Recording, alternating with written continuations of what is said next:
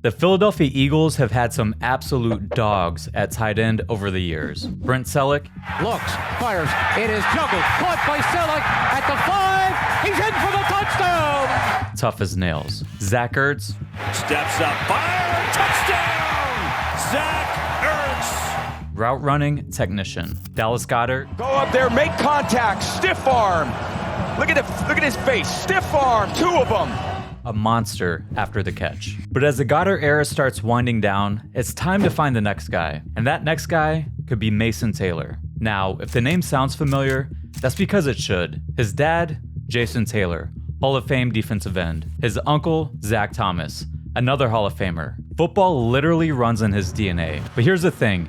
He's not just living off the family name. At 6'5", 251 pounds, and running in the mid 4.6s at his pro day, with some scouts clocking him in the 4.5s, he's got the tools to be a problem in the NFL. For context, speed matters. Over the past decade, only one tight end who ran a 40 slower than 4.7 seconds has cracked 1,000 receiving yards in a season. That was Zach Ertz. Everyone else, they're running mid 4.6 or better. The guy moves like a big receiver, and at LSU, he didn't just play, he produced. He set the school record for most catches in a season by a tight end with 55. He left Baton Rouge with the most career receptions and receiving yards at the position. Check out this play.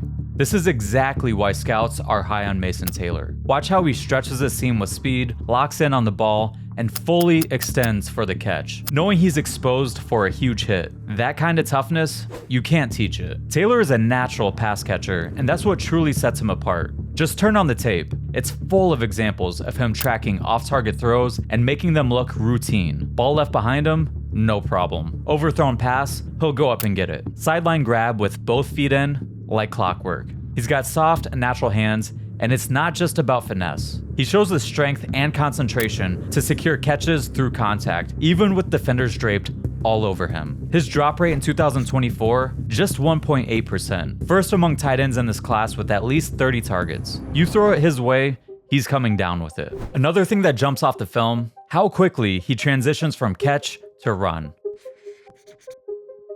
Some tight ends hesitate after the catch. They turn, gather themselves, and then look for space. Not Taylor. He's already processing the defense mid-catch, which lets him burst upfield instantly, either to pick up extra yards or protect himself from an incoming hit.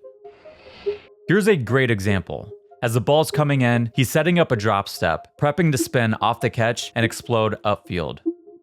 Check this one out. Taylor smoothly spins in the opposite direction to corral an errant pass and gets upfield with no wasted movement. That's high-level stuff, and he does it consistently. This isn't just about athleticism. It's about football IQ. He knows where defenders are, where they're coming from, and how to maximize every play. That's the kind of detail that separates good tight ends from great ones. And that same intelligence, it shows up in his route running, especially against zone coverage. Taylor has a knack for finding soft spots in the defense, settling into open windows, and making himself a reliable outlet for his quarterback. But he's not just some big-bodied tight end running simple routes. His footwork, body control, and mobility will allow him to run a surprisingly advanced route tree for his size.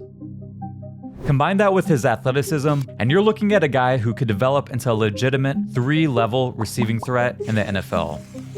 What makes him stand out?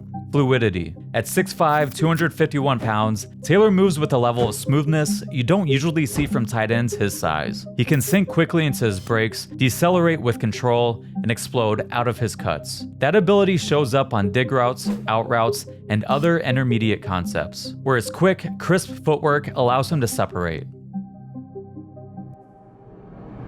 Now, let's be honest. Taylor isn't going to outrun the NFL's fastest safeties in man coverage. He doesn't have that elite breakaway speed, but that's where his route running, fluidity, and physicality come in. He has the tools to win in those areas, he just needs to refine them. So what can he improve? Consistency. He flashes the ability to create separation, but there's room for growth in his route setups and technique. Specifically, using his stems more effectively to manipulate leverage, incorporating more head and shoulder fakes at the top of the route, and being more physical at the break point, using his size to frame defenders away and create space. He can also do a better job of selling his routes vertically with his body language before snapping off underneath. But here's the thing, Taylor's just getting started. The guy still needs his friends to buy him a 30 rack of Busch Light for the weekend. He's a true junior with tons of room to grow, and with the right coaching, he could develop into a serious matchup problem in the NFL. Now, that coaching is going to be crucial when it comes to developing Taylor as a blocker. And if he ends up in Philly,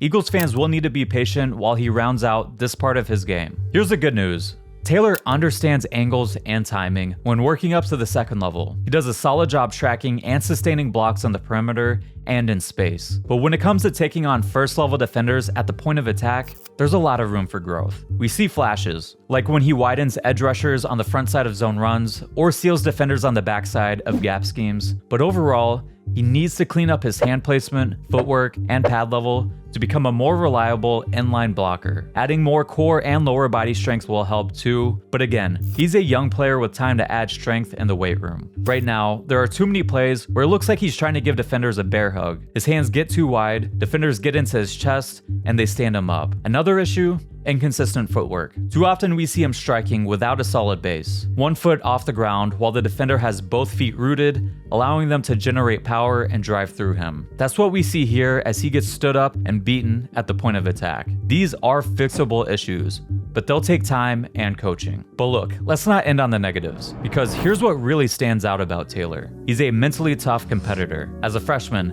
LSU put the game in his hands on a walk-off 2-point conversion against Alabama. He delivered. He's clutch. In 2024, he ranked 3rd on the team in receptions, but when it came to 3rd and 4th down, he led the team in catches. When the Tigers needed a playmaker in crunch time, Taylor stepped up. And for a franchise like the Eagles, where winning is the standard, you need guys who thrive under pressure. When it comes to fixing his weaknesses, it's all about technique. There's no physical limitation holding him back. And let's not forget, his football bloodlines run deep. The athletic gifts are obvious, but what's just as important? He's been around winners, guys who know the work it takes to reach the top. And if you're gonna bet on someone to improve, bet on the guy with Mason Taylor's entourage. But what do you think? Can Mason Taylor be a long-term answer at tight end for the Eagles? Let me know in the comments, and stay tuned for more draft breakdowns.